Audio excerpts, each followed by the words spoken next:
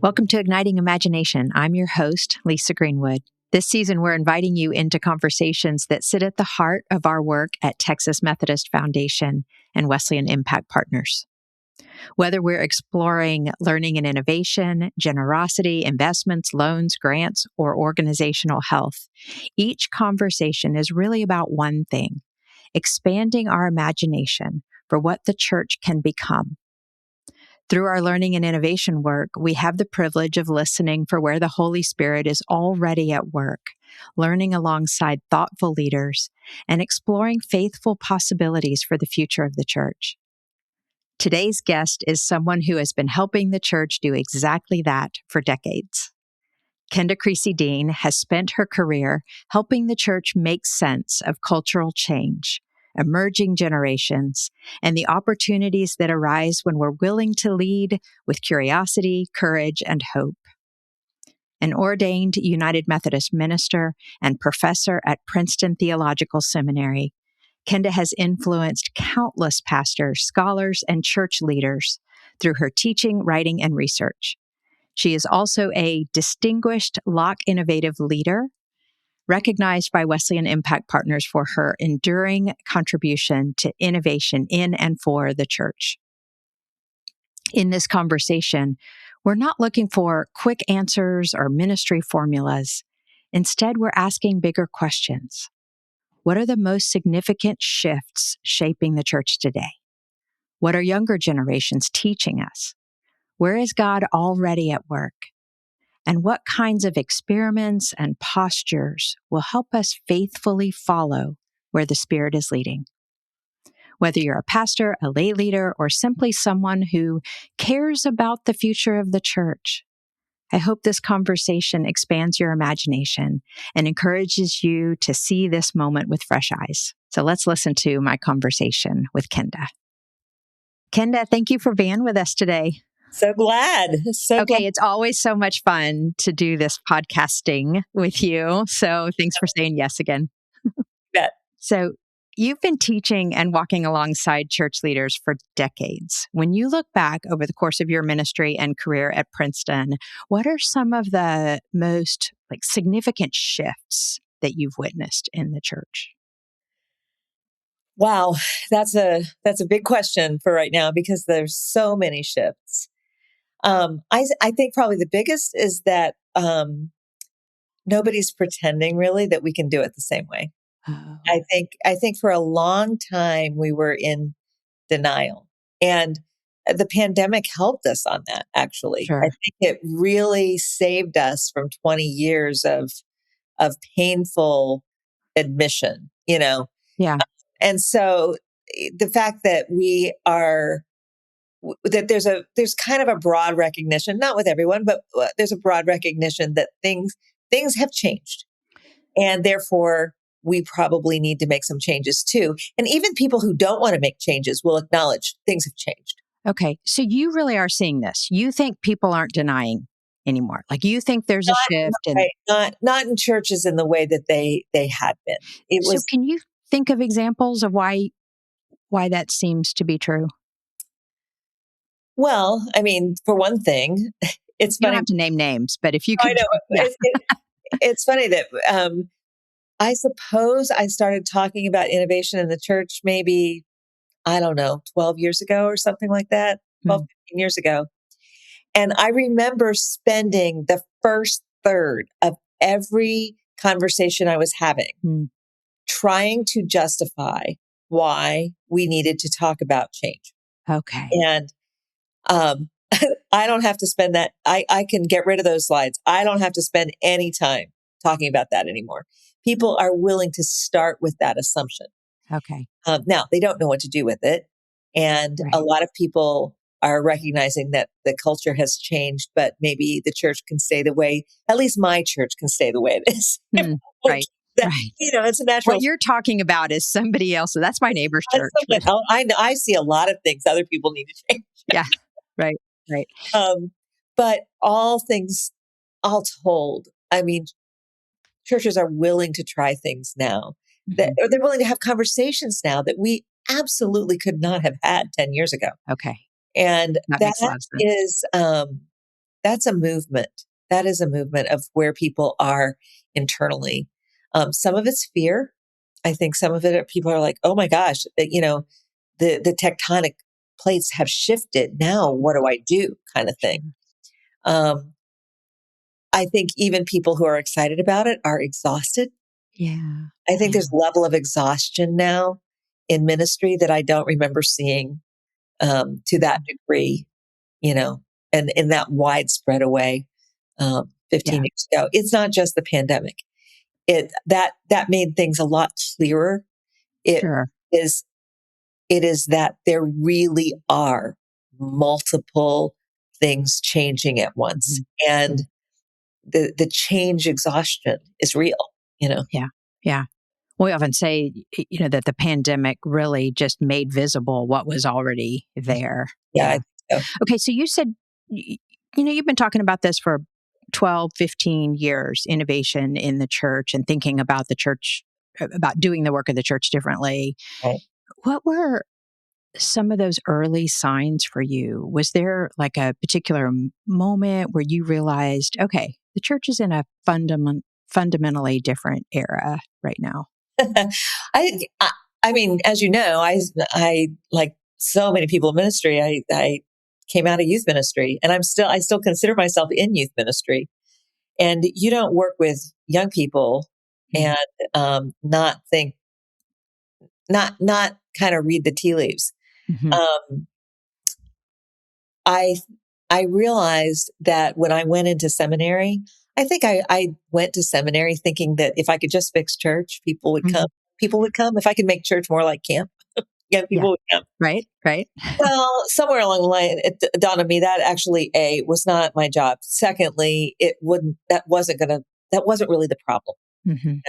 It's not that we need to fix church. Church is the body of Christ. That is going to exist with or without us. But we need to shift how we are going to be the body of Christ. That's not a fixing issue. It's a cultural change issue. Mm. So, it took a while to realize that. And I think working with students and working with young people is what did it, because they were just like not buying it, you know? Yeah. It's like, it wasn't that they were hostile, but it's like, I don't need this. Mhm. I can do all these good things without church. Right. This crisis of relevancy. Right. Right. And it's kind of like, well, wait a second. What if has the church become something that is just an extracurricular activity you can Mm. choose or not choose, as opposed to being the framework through which we live our lives? So that made me sit up and take notice. Yeah, yeah. So let's stay there a minute, if you will. And I mean, as you've said, and as we know, you spend a lot of time listening to Gen Z, now Gen Alpha, right? Right. Um, and I mean, I guess let's take that and say, what is it if we're looking for a new framework, if we're thinking about what it means to be the body of Christ today, like Yeah. how are they seeing spirituality and religion? And I use two words to say I think there's some difference there that we're talking about. Correct. What are they teaching us about faith and community and what? Yeah. Yeah. So this is a hopeful thing for me, actually. Now they don't realize they're teaching us this, I don't think. I actually think that young people are going to help us recover some of the original ways of thinking about church before we were buildings. Mm, Um, the church was called the way mm, back in ancient times. yeah. Young people are all about the way. Yeah. They're not so much about the building or the Wow. institution. Uh-huh. They're about the way, though. They're about they want, part of it's because they're young and because this is the nature of of this life stage, but they are on the way themselves. Mm, They're on the way to becoming whatever their potential might be, or maybe even discovering that they have some. But the point is, they do not experience themselves as people who are going to be stuck where they are forever.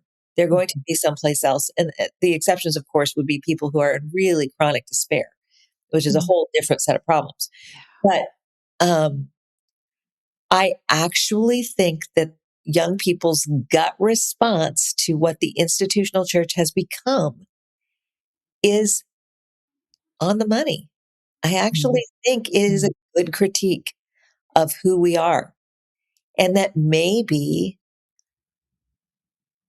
God has not abandoned, this generation of young people in the way that we seem to think that, oh my gosh, if they're not in the church, then they're lost.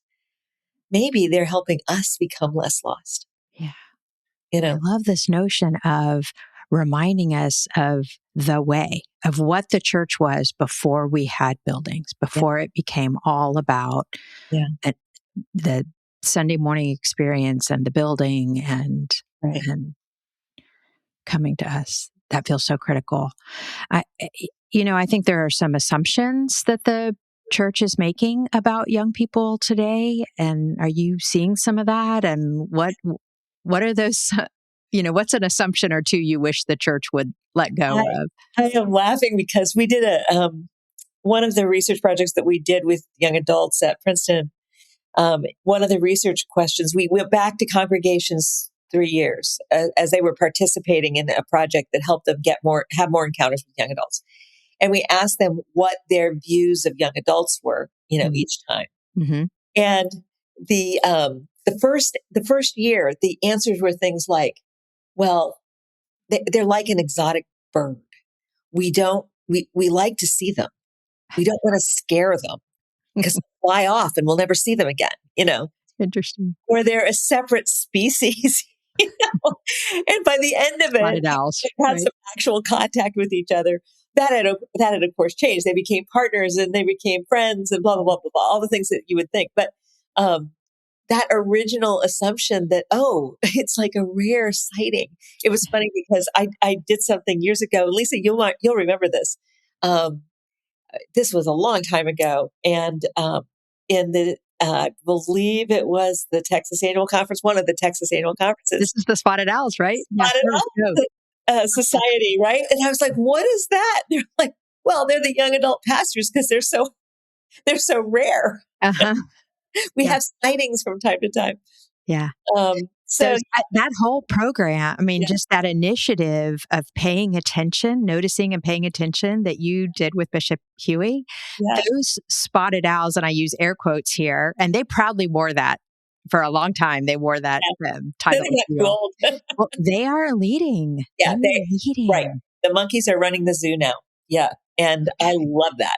Um, Yeah. that's not. I don't mean that in a disparaging way, but when I look at the people who are, the kids that Mhm. I, helped mentor when they were teenagers, and they are now our that one of them was my district superintendent for a little while. I mean, Mhm. it Mhm. it Nice. is like, okay, this is right.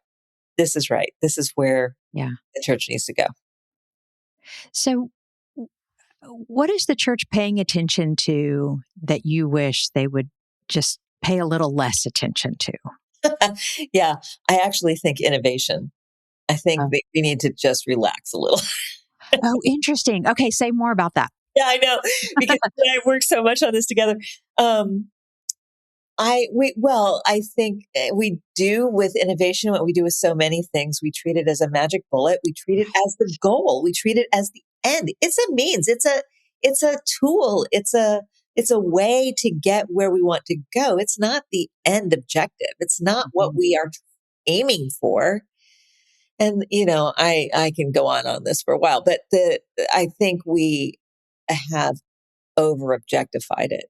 And instead of treating it as this is a process we're going to use in order to go to a different place in our ministry, we treat it as we're going to be innovative.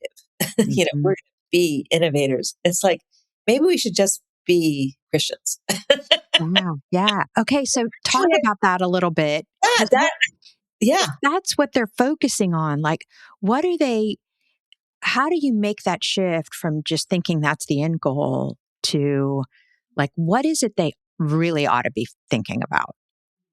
Well, You know what I mean? Like if you were yeah. doing a weekend retreat with the leadership of a church, like what would you have them wrestling with? I would, I it sounds like a facile answer, but I actually do think that to refocus on what God is doing, on the new thing that is Jesus Christ, Mm. that God's innovation was coming into the world as a human. I mean, there's so many things that is part of our ministry story, that falls into that.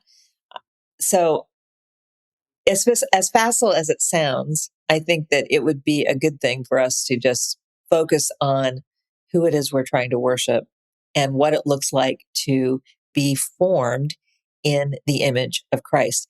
One thing that worries me quite a bit in the whole conversation about innovation and new ministry is that we've lost a focus on Christian formation.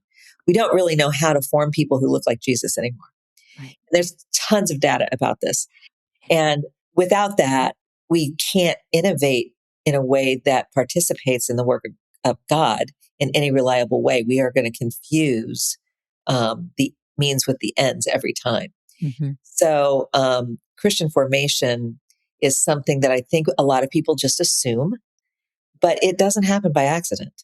Right. I mean, God encounters us without any help from us, but we Mhm. also are part of that process of helping people be able to discern what is of God, what looks like God in Jesus Christ, and what doesn't. And that confusion is a rampant problem in our culture right now. Lots of people, in my opinion anyway, are not very clear on what it is that looks like Jesus and what doesn't. And so we often assign the wrong things to the wrong, Interesting. Yeah. um, yeah. Yeah. I'm concerned about the formation part. We've known for 20 some years that churches are not good at it. And we know that most of the significant formation that happens in people's lives happens because of their relationship to a person. Hmm. One, and so this is where the shift, well, I know we'll get to this, but I mean, I think we are in a place right now where we are seeing something we have not seen in our lifetimes. And that is the form of the church is fundamentally shifting. Hmm. We are not going to be wed to our buildings the way we have been for 500 years. Yeah. 500 years from now, we will look back on this as the beginning of when our grip began to loosen from that and we became something else. Now, what that is, I don't know. I think we have an opportunity to Yeah. make it more like the way. Yeah. Um, but that remains to be seen where that will go. So I definitely want to dig into that, but I want to back up a little and reiterate something you said because this feels really important and I don't want to gloss over it. And it's this notion of how we get so caught up in the means that we lose sight of the end of what it is that God is calling us to or what God is doing in the world. And I feel like this is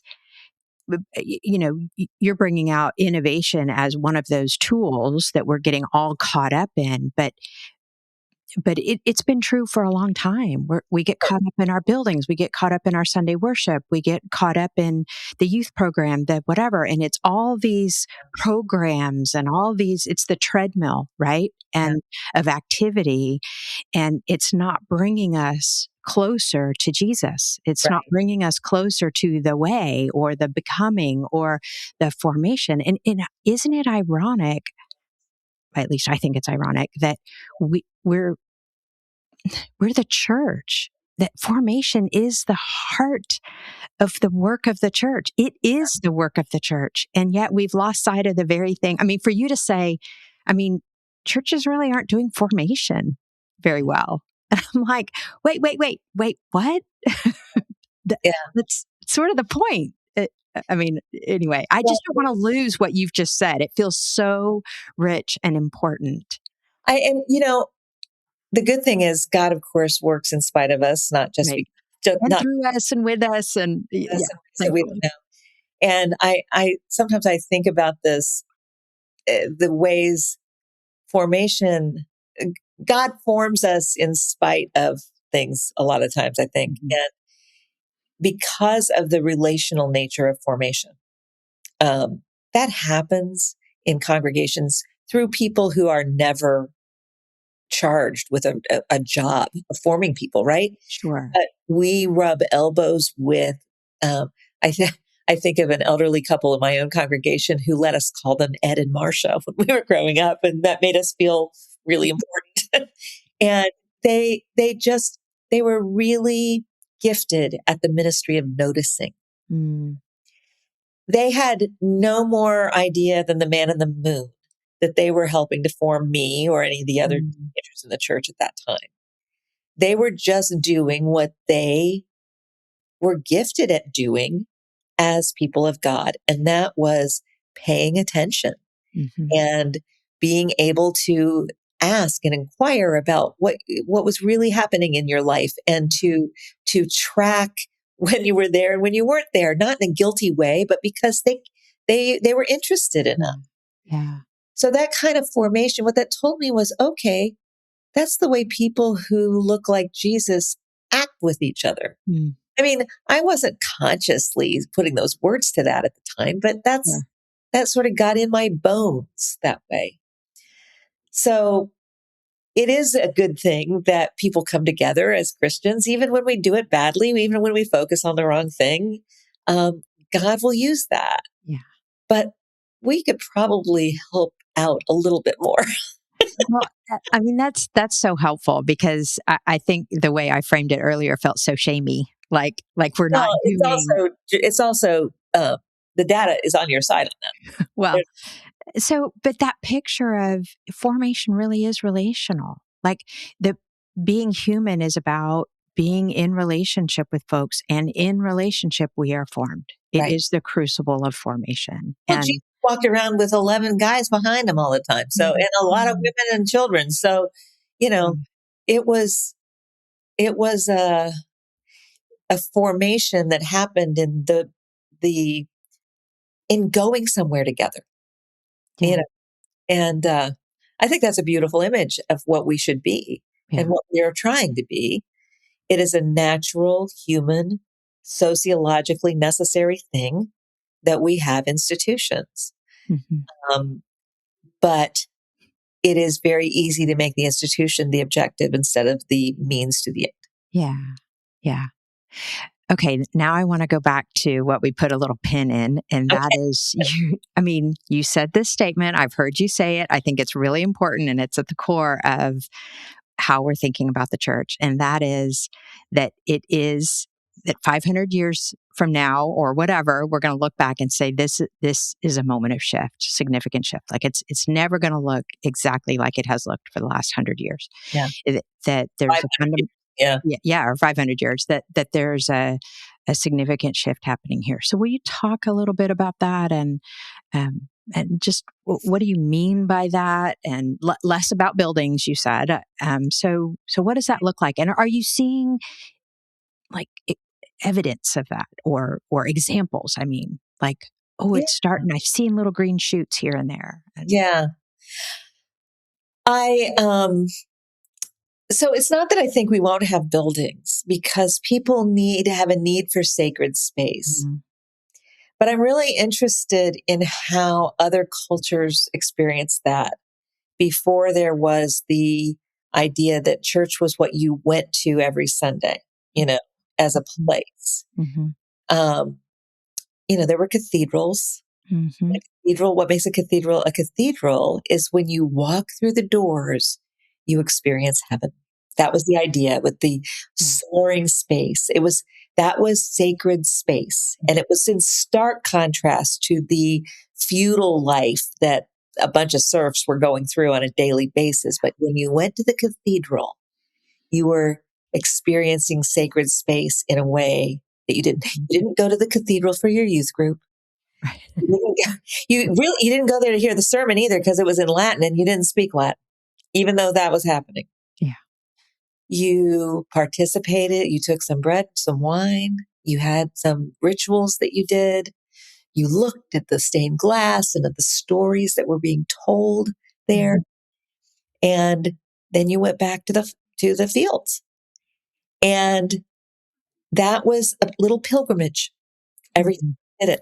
Pilgrimage is one of those practices that I think we're going to reclaim pretty in mm, with the next generation. It's already happening in some ways. And it won't always be a trip to Teze or a trip on the Camino, It's, but it is a journey. It is the life of faith as a journey. So this is part of that way, that movement kind of idea.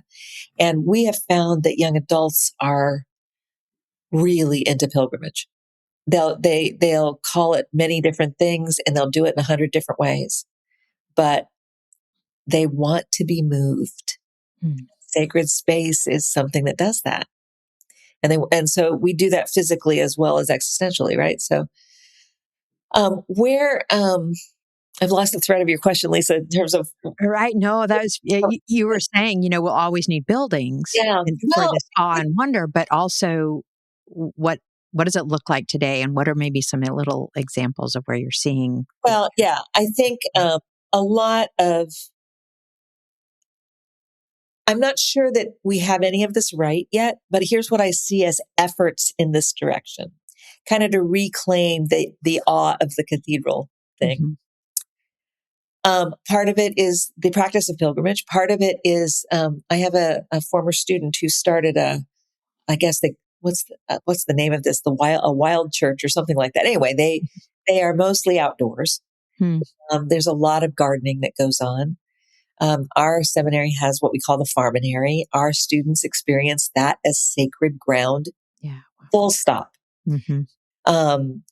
Where they can, uh, basically where they can be removed from their day to day and put in a space where they encounter something bigger than them or something that they don't control. You don't control the weather. You don't control the sprout coming out of the ground. You can only damage it, really. And so in that encounter, something profound happens. And it happens. I'm very taken. Sorry, I forget if we've talked about this, Lisa, but with Deborah Reinstra's book, Refugia, Faith. Yeah. And her idea of taking this ecological term, which is how seeds and so on are protected during natural disasters and why a forest can regenerate, because there are these little pockets Mm-hmm. that have the right nutrients that will allow the fireweed to grow up through the ash. Well, the church in these spaces becomes refugia. Mm-hmm. It becomes when we get out of, it's not just out of our building, but out of our need to, I don't know. I'm trying to think of a nice way to say it. Out of our routine ways of doing things. When Mm-hmm. we reclaim the wonder that goes along with being a person of faith, where we're encountering God's creation, where we're encountering the holy in another person, where we are experiencing something in a way that does not feel like daily life, right? We are in a little refugia where the seeds of faith, the seeds of our formation, Mm-hmm. are getting the nutrients we need to put some roots down. Hmm. And I think that will be enough to maybe bring the forest back to full bloom. Maybe in another generation, the church will look very different from these little pockets that we're in right now. Yeah. But those sacred pockets are something that young people are just thirsty for, hungry for, dying for. And Springtide has done research on this, and young people who don't want to talk about religion or spirituality will talk about the sacred in a heartbeat. They have a sense of the sacred, and Mm-hmm. they are starving for it. So where we can nurture that, um, we can help some of those roots take hold, I think. Yeah. And we've talked a lot of times about a lot of these experiments in ministry. We don't think about it like this, but truthfully, I think what we're trying to do intuitively with these little experiments, whether it's an employment program for a bunch of kids or whether it's a dinner church or any of these new ways we have of experimenting with Christian community, we're creating little refugias, Mm-hmm. where faith can kind of take hold in a culture that feels a lot like a firestorm running over Yeah. the forest. It's helpful to hear you talk about it in terms of these little sprouts, if you will, these little um, small growth kind of things, because I just think about, so if I'm pastoring a church and we've got this rhythm to our life together, and it's basically fine, but maybe not as forward looking as we'd want it to be. And you're saying, don't focus on innovation as just yet another tool. Like, and then you're all, you're spending all your energy on innovation. It becomes one more part of the treadmill. But I'm also hearing you say, think differently. So, okay. Yeah. So Yeah. here I'm the pastor. I'm planning Sunday worship. I'm writing my sermon. I'm visiting the folks in the hospital. I'm working with the leadership to think about the budget, but also to think creatively, but not to like. I, what have you seen that kind of helps? Because I'm hearing you say, you don't have to like ditch all that, like, but water something, like give nurture something that is maybe budding over here or could bud. Yeah. And so I guess I'm presenting that. I don't. This isn't a very concise question. Sorry about that, Okay, Kenda. we'll figure it out. But to say, like, what is something that they might, or some ways that you've seen them actually nurture or water that kind of doesn't derail everything, but also doesn't consume or stretch or cause anxiety, but maybe disrupts a little, Yeah. Well, I suspect, I actually think one of the most innovative things a lot of us can do in churches is less. Less. Do less. Interesting. Start saying no to some things. Interesting. Well, and what you're doing is really saying yes to the relationships. Mm, Because what doing less means is we're focusing less on programs and places we need to be, some of that kind of stress. And the relationships are the things that, water our souls. And mm, um, mhm, I think that the sometimes we frame this as the practice of Sabbath. I think that's fine, but I also think it's more of a practice of maybe presence. Uh, mm, just, I've come to like the phrase being with.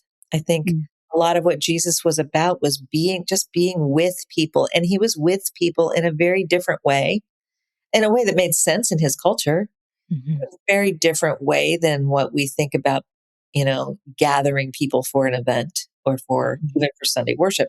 Now, he went to worship. It wasn't like he wasn't in worship communities. mhm, Um, but um, but what watered people's souls, was taking what was being taught in those worship and putting it, you know, in embodied form in mhm, the day-to-day relationships. mhm, So it's not like, again, we have to have the formation. We have to know who it is we're looking for. Otherwise, we're not going to know what Waldo looks like when we look for where's Waldo, right? mhm, So we, but the the energy I think that we put into a lot of those programs is probably misdirected. mm, The programs that we run and the worship that we have, those are excuses to gather. There are times that we praise God together. There are good things that happen with them, but they are not worth the energy we put into them. Most of them, mm, most of them aren't.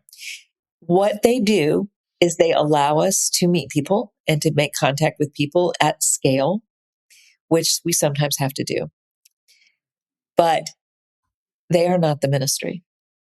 They are not the um, the sacred encounter. The sacred encounter is the conversation, yeah. the pointed question, you know, Mhm, the the act of noticing, the presence, being in the presence of that little shoot in the garden. mhm, Um, those are the things that get trampled a lot with our programs. mhm. And listen, I am a program director from way back, so I get it, man. I can plan a program with the best of them. Mhm.